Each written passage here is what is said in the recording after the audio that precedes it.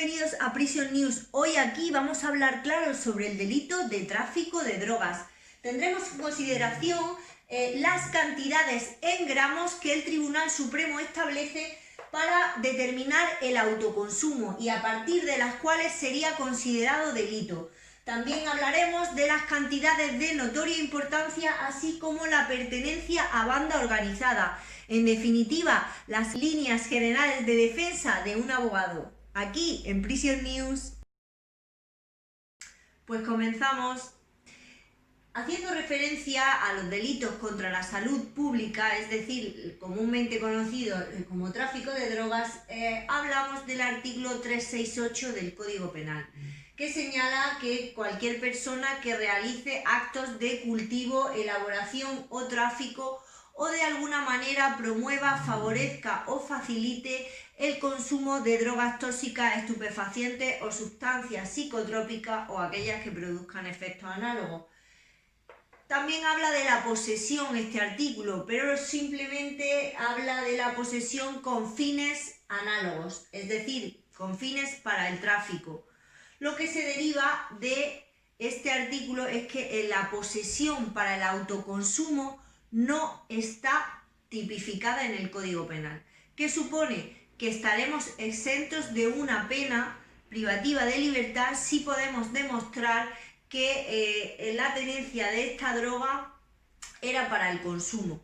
¿Cómo se demuestra esto? Pues esto se demuestra en la fase de instrucción a través de la petición de pruebas periciales como el cabello, así como informes forenses, etc. No obstante, el Tribunal Supremo en su jurisprudencia estableció una dosis valorada entre 3 y 5 días como posesión para el consumo de drogas, diferenciando en este tipo de drogas.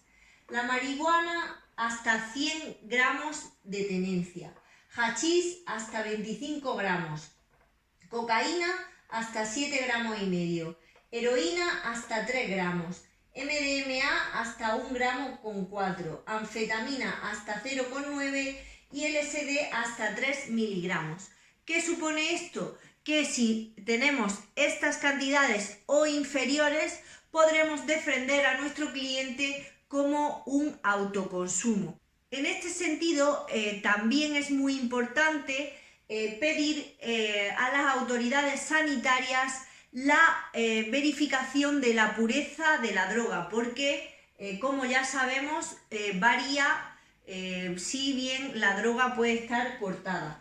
Además, también habría que valorar el 5% que el Tribunal Supremo establece como margen de error para valorar los límites entre el autoconsumo y el delito.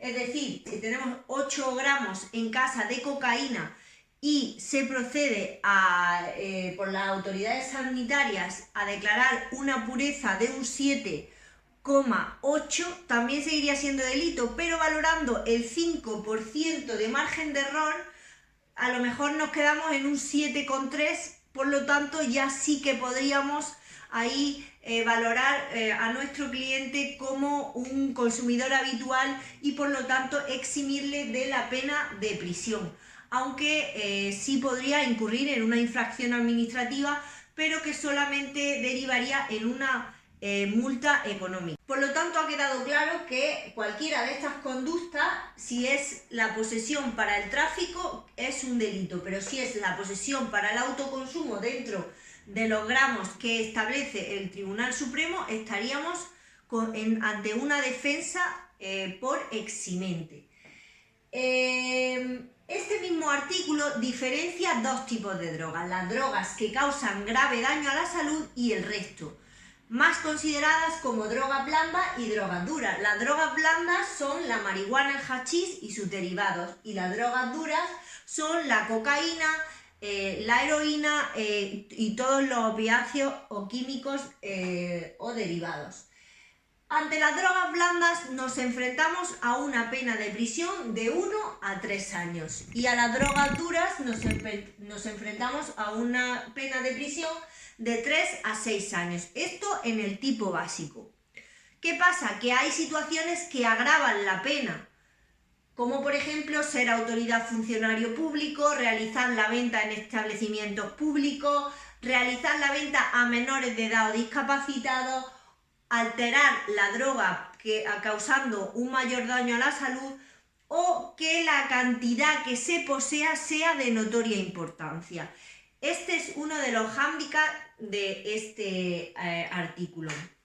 Por ello, el Tribunal Supremo ha delimitado la cantidad de notoria importancia en 500 dosis en base a las mínimas diarias del autoconsumo. ¿Vale? Es una regla matemática, se multiplica el consumo diario por 500 y nos da los baremos establecidos. ¿Cuándo se establece una agravante? Pues cuando se supera, en el caso de la marihuana, 10 kilos, en el caso del hachís, 2,5 kilos, en el caso de la cocaína, 750 gramos, heroína 300, MDMA 240, anfetamina 900 y LSD 300. ¿Esto qué supone? Que si traficas con medio kilo de cocaína, te enfrentas a una pena de entre 3 y 6 años. Si traficas con 1 kilo de cocaína, te enfrentas a una pena de hasta 9 años. Cuando concurren algunas de estas agravantes, en el caso de las drogas blandas, marihuana más de 10 kilos, hachís más de 2,5, la pena se agrava a hasta 4 años y medio de prisión. Y en el caso del resto de drogas, la pena se agrava hasta 9 años. Pero esto no queda aquí, hay más agravantes. En concreto, y la más importante, o la que genera un incremento superior de la pena, es que además de llevar a cabo esta conducta, el cliente pertenezca a una organización delictiva. ¿Cuándo se pertenece a una organización delictiva? Pues cuando hay más de 2 personas y está jerarquizada y organizada. Una persona se organiza para la financiación, otra para la venta, otra para la vigilancia, otra para la tenencia. Simplemente habiendo más de 2 personas, el tribunal puede considerar que pertenece a una organización criminal y por lo tanto aumentar la pena a 10 años en las drogas blandas y a 12 años en las drogas duras. Por lo tanto, las líneas de actuación de un abogado en este sentido, ¿cómo serían? Pues principalmente eliminar a nuestro cliente de la organización delictiva, porque estamos hablando de que una pena de 6 años se puede convertir en una pena de 12 simplemente porque el juez diga que pertenece a esta organización. Mi principal objetivo sería desvincular a mi cliente de esta organización. También encontramos en el Código Penal atenuantes dependiendo de las circunstancias personales del autor, así como la escasa entidad del hecho, es decir, cuando hay muy poca cantidad, o también recoge el Código Penal la circunstancia de arrepentimiento. ¿Cómo se entiende el arrepentimiento? Habiendo abandonado la actividad delictiva, así como la colaboración activa con las autoridades en otras investigaciones. El clásico chivato, que como bien sabemos rebaja mucho la pena, pudiendo llegar hasta los 2 grados. Es decir, de una pena del mínimo es 1 año, podría quedarse en 3 meses y en las drogas duras de 3 años podría quedarse incluso hasta en 9 meses.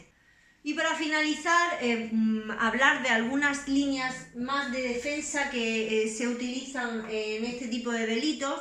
Es que una vez que el autoconsumo no ha dado el resultado y nuestro cliente ha sido sentenciado, pues lo que buscamos es la suspensión de la pena a través del artículo 80.5, es decir, hasta 5 años de prisión se pueden suspender cuando el hecho delictivo haya sido como consecuencia de la grave adicción a estas sustancias.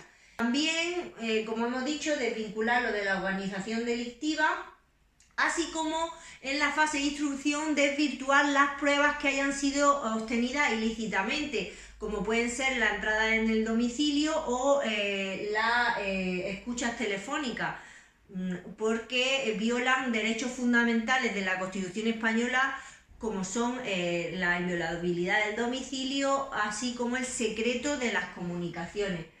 Y hasta aquí el vídeo de hoy. Si os ha gustado o tenéis alguna duda, podéis poneros en contacto conmigo. Estaré encantada de ayudaros.